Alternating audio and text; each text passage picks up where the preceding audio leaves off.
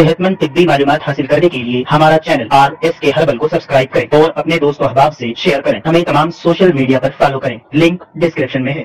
नाज़रीन किराम, अस्सलामु अलैकुम वरहमतुल्लाहि वबरकातुहू। उम्मीद कि आप खैरियत से होंगे।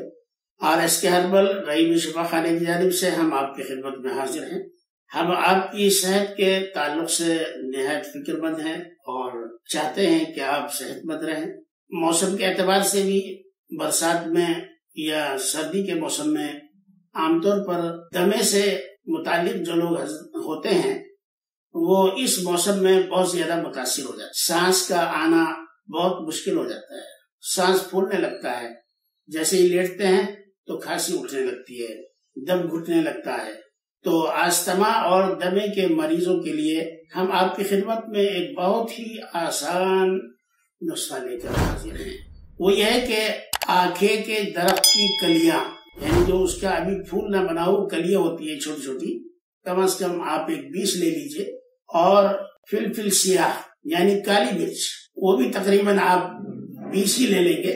और सेंधा नमक 20 ग्राम लेंगे।